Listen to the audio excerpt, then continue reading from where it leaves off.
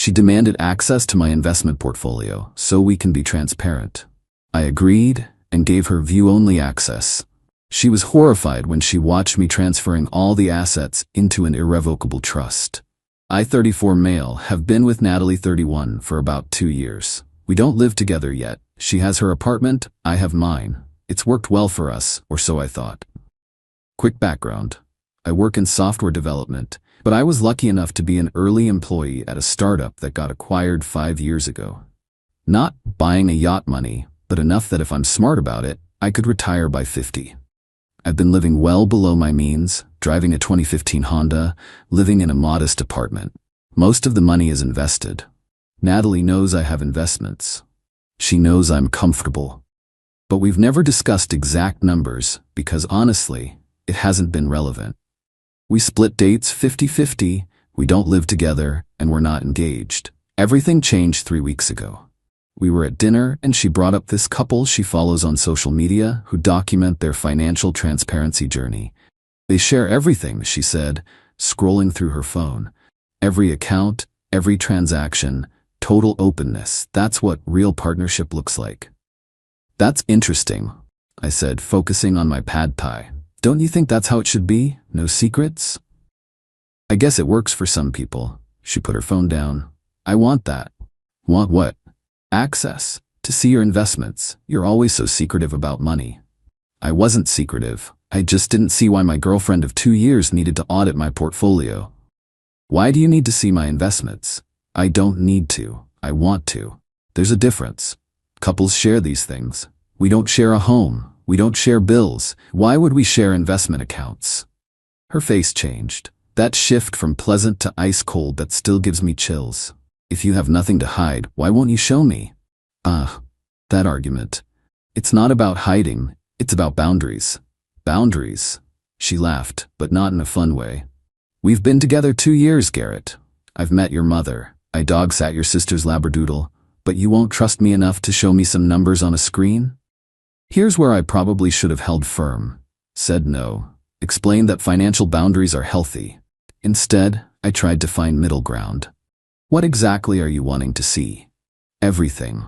Full transparency. I want to know what our future looks like. Our future. We'd never even discussed moving in together, but she was already planning our financial future. I'll think about it, I said. That was mistake number 1. The next week was intense. Daily mentions of the transparency couple. Articles left open on my laptop when she'd come over. Casual comments about how trust is the foundation of love and secrets destroy relationships. Then came Thursday. She sat me down for a talk. I've been patient, she started, but your refusal to share your financial information with me is a red flag. What are you hiding? Debt? Gambling losses? Another family? Another family? Natalie, come on. Then show me. Prove you trust me. Give me access to your investment accounts. Full access? Why not? Unless you're planning to leave me? Are you planning to leave me? The manipulation was so obvious but somehow still effective. I felt guilty for having boundaries, so I made mistake number 2. I'll give you view-only access. You can see the accounts, see the balances, but you can't make any changes. Fair? Her face lit up. Yes, that's all I want, baby. Just to see, to know you trust me. That weekend, I set it up. Gave her read-only access to my main investment account. She could log in, see the positions, see the balance, but couldn't execute any trades or transfers. The first text came within an hour. Is this real? What do you mean? The balance. Is this actually real? Yes. Why didn't you tell me? You never asked for specific numbers. This changes everything. That should have been my warning. This changes everything. But I was still trying to convince myself she meant it in a good way. She came over that night with spreadsheets, actual printed spreadsheets. I've been thinking, she said, spreading papers across my coffee table. With your portfolio and my vision, we could do so much. I found this amazing house. It's only 1.2 million, but with 20% down. Whoa, what? For us? Our dream home. Look, I even calculated the monthly payments. You could easily afford this. Natalie, we don't even live together. But we will. And why wait? Why are you hoarding all this money when we could be building our life? Hoarding, because living modestly and investing for the future is hoarding. These are my investments. For my retirement. Our retirement. God, Garrett, why are you being so selfish? Do you not see a future with me? I should have ended it there. Instead, I said I needed time to think. The next 3 days were hell. Constant texts about houses, links to luxury cars we could afford, reservation confirmations for expensive restaurants to celebrate our new transparency. Then she showed up with her best friend Sage in tow. Sage is a financial advisor, Natalie announced. She can help us restructure your portfolio for better returns. Sage, who I'd met before and knew worked at a makeup counter, nodded seriously. I've been studying. You have too much in index funds. You need to be more aggressive. I'm comfortable with my allocation, I said, but you're leaving money on the table, Natalie interjected. Sage knows about this cryptocurrency that's about to explode. We could triple our investment. Our.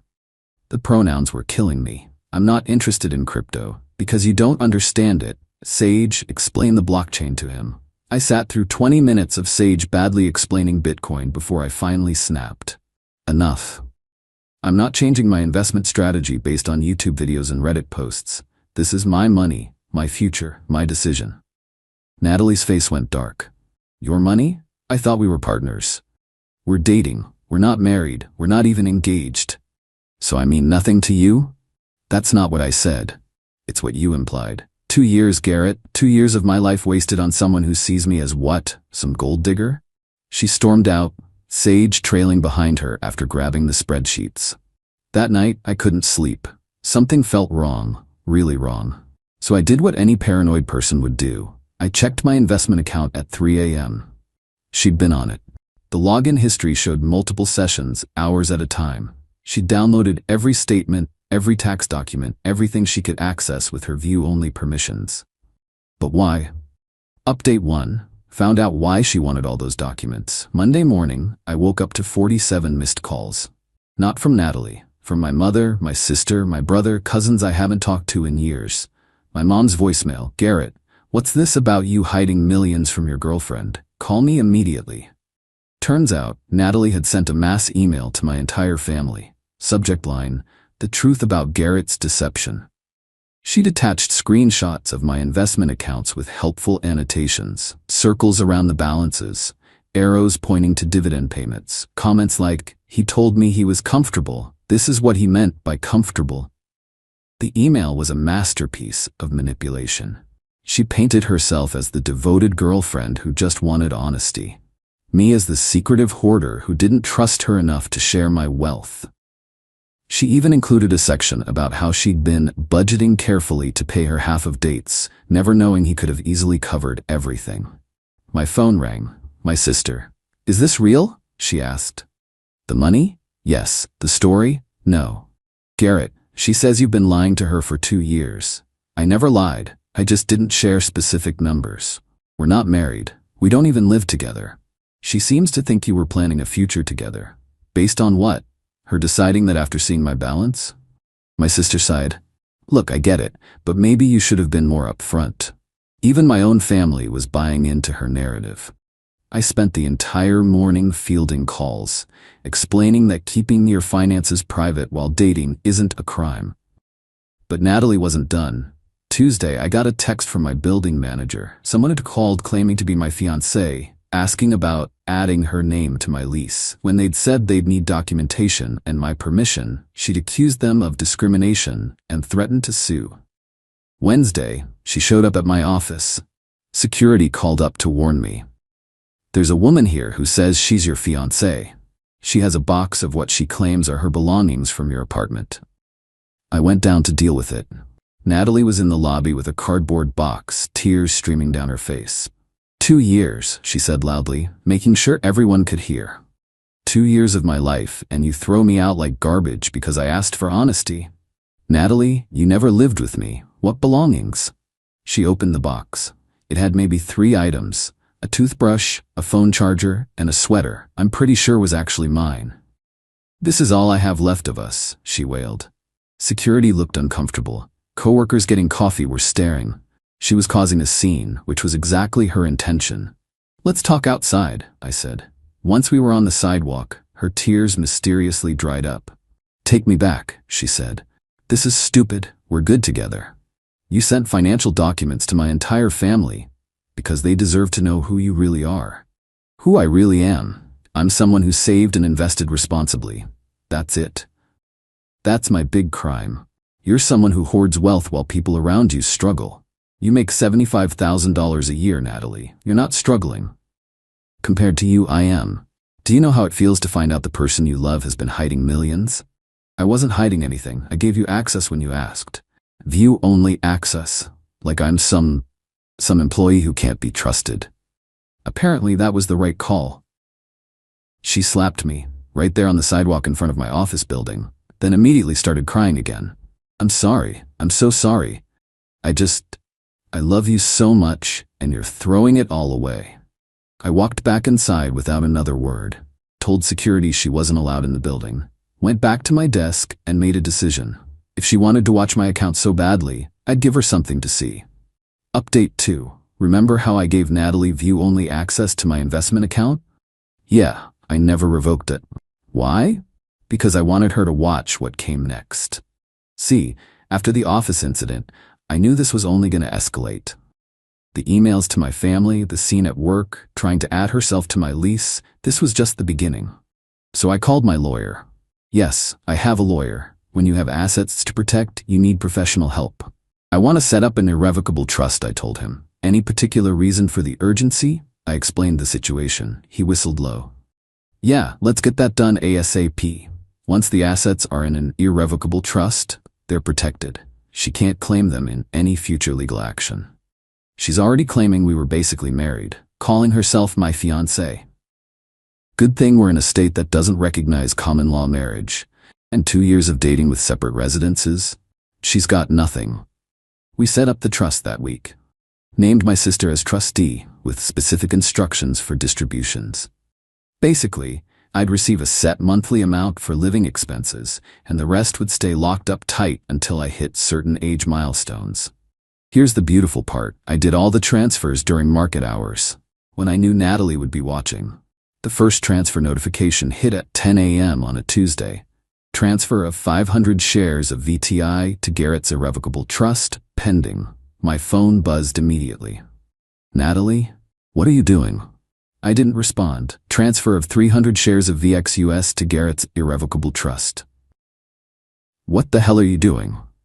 Stop this right now. Those are our investments. Transfer of 1,000 shares of BND to Garrett's irrevocable trust complete. Her calls started coming in. I let them go to voicemail while I methodically moved every single asset. By noon, she was texting in all caps. You can't do this. I'm calling a lawyer. That money is half mine. We've been together 2 years. Common law marriage is real. By 2 p.m., the transfers were complete. My investment account balance. She could still log in, she could still see the account. But now, all she could see was a big fat zero, where millions used to be. The voicemails were unhinged. You think you're so smart? You think you can just hide everything in some trust? I know my rights. I'm entitled to half of everything. My lawyer says so. What lawyer? The one she couldn't afford because she'd blown her savings on designer bags after seeing my balance? That evening, she showed up at my apartment with 3 people. Sage, some guy I didn't recognize, and her mother. We need to talk, her mother said. What you're doing to my daughter is financial abuse. Financial abuse? I'm protecting my assets from someone who thinks dating for 2 years entitles them to millions they didn't earn. She invested her time in you, her mother screeched. 2 years of her youth, her prime years. She's 31, not dying, and she chose to date me. I didn't force her. The guy, who turned out to be her cousin, who knew about law stuff, tried to sound official. You can't just transfer assets to avoid your obligations. What obligations? We're not married, we're not engaged, we don't even have a shared Netflix account. She has proof of your promises. Sage chimed in. What promises? They produced printed text messages. Stuff like, I love you and can't wait for our future together. Normal relationship texts that they'd twisted into some kind of binding contract. This says, want to get Thai food tonight? How is that a promise of marriage? It shows a pattern of commitment, the cousin insisted. I laughed, actually laughed. Please, take this to a real lawyer, see what they say. Natalie, who'd been quiet until now, suddenly broke down. I gave you everything. I loved you. How can you be so cruel? You gave me ultimatums and manipulation. You sent my financial information to my entire family. You tried to add yourself to my lease. You hit me in front of my office. That's not love, Natalie. That's entitlement. I was planning our wedding, she sobbed. I have a Pinterest board. A Pinterest board isn't a proposal. They left after more threats about lawyers and what I'd owe her. I immediately called my actual lawyer to give him a heads up. A Pinterest board? He laughed. That's a new one. Don't worry, they've got nothing. The trust is ironclad. Your assets are protected. But Natalie wasn't done. Not by a long shot. Final update. So Natalie did get a lawyer. Kind of.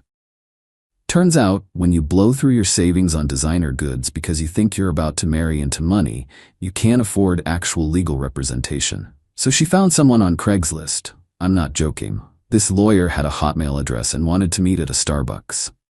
I know this because she sent me a formal legal notice that was clearly written in Microsoft Word, complete with clip art scales of justice. It demanded 50% of all hidden assets and compensation for 2 years of emotional investment. The kicker? It was signed by attorney at law Jake Morrison, Esk LLC, PhD. PhD in what? Bad forgery? My real lawyer had a field day with it. This isn't even legally formatted correctly, and you can't be both Esk and PhD in your legal title. This guy's a paralegal at best, probably just some scammer. But the fake legal threats were just the appetizer. The main course came when Natalie decided to go nuclear. She started a GoFundMe, help me rebuild after financial betrayal, with a goal of $50,000. The description was a novel about how her high-earning tech executive fiancé had trapped her in poverty while hiding millions. She claimed I'd promised to pay for her student loans, buy her a house, and fund her small business dreams. None of which ever happened. She didn't even have student loans. She'd paid them off years ago, something she'd bragged about on our third date. The GoFundMe included photos of us from happier times, with captions like, I thought we were building a future together. And, he let me struggle while sitting on millions. She even posted a photo of my Honda with the caption, he drove this to hide his wealth while I took the bus. She has a 2018 BMW. The campaign got exactly $45. $40 from her mother and $5 from someone named Anonymous, who left the comment, lol, good luck with that. When the crowdfunding failed, she tried a new approach, my employer. She sent an email to my company's HR department. Subject, concerns about employee ethics. She accused me of financial manipulation and emotional fraud. Said I was the kind of person who couldn't be trusted with company resources if I could deceive a partner so cruelly. HR called me in. I brought my lawyer. This is clearly a personal matter, my lawyer explained. Mr. Garrett has done nothing illegal or unethical. He's being harassed by an ex-girlfriend who discovered he has investments and now feels entitled to them. I provided the emails, the fake legal notice, the GoFundMe page, security footage of her causing a scene in our lobby. HR concluded it was a personal matter and sent her a cease and desist letter, warning her that any further contact with my employer would result in legal action. That's when she made her final, stupidest move. She tried to hack my investment account. Remember that view-only access I gave her? She still had it. And she could see that beautiful dollar balance, but she wanted to see where the money went. So she tried to guess my password to get full access. After 5 failed attempts, the system locked her out and alerted me. The password she tried? Natalie Garrett 2024. Like I'd use our names as a password, come on. I immediately revoked all her access and had my lawyer send a real cease and desist. Any further attempts to access my accounts, contact my employer, or harass my family would result in immediate legal action. She responded by having her mom call me. You've ruined her, her mother wailed. She quit her job because she thought you were getting married. She bought a wedding dress. She quit her job? Last month, she was planning to be a stay-at-home wife. I hung up. This was beyond delusional. She'd quit her job after seeing my accounts, assuming she'd locked down a meal ticket. The last I heard from Natalie directly was a long, rambling email about how I'd stolen her future and destroyed her ability to trust. How she'd have to start over with nothing. how I'd wasted the best years of her life. I didn't respond. My lawyer did. 1 week later, I got notification that she'd been served with a restraining order. She was not to contact me, my family, or my employer. She was not to come within 500 feet of my home or office. Any violation would result in arrest. The aftermath: she moved back in with her parents after being evicted from her apartment. Turns out quitting your job based on someone else's money is bad financial planning. Her financial advisor, friend Sage, distanced herself after the restraining order. The fake lawyer disappeared after threatening to sue him for impersonation. The GoFundMe was taken down for violating terms of service. My family now understands why I keep my finances private. I changed all my passwords and did a full security audit. The irrevocable trust remains ironclad. I learned something valuable from this. When someone shows you who they are, believe them. The moment Natalie saw those numbers and said, "This changes everything," she told me exactly who she was. Someone who valued my money more than me. The trust wasn't just about protecting assets. It was about revealing truth. She could have responded with, "I'm glad you're financially secure," or "This doesn't change how I feel about you." Instead, she immediately started spending money that wasn't hers and claiming ownership of a future she'd invented. Last week, a mutual friend mentioned Natalie's back on dating apps. Her profile apparently mentions she's looking for someone honest about their finances from day one and ready to build wealth together. At least she's being upfront about it now. As for me, I'm still driving my Honda, still living in my apartment, still maxing out my retirement contributions. The only difference is now my assets are protected by an irrevocable trust that no future Natalie can touch. Oh, and I deleted all dating apps. Think I'll be single for a while. Worth every penny in legal fees.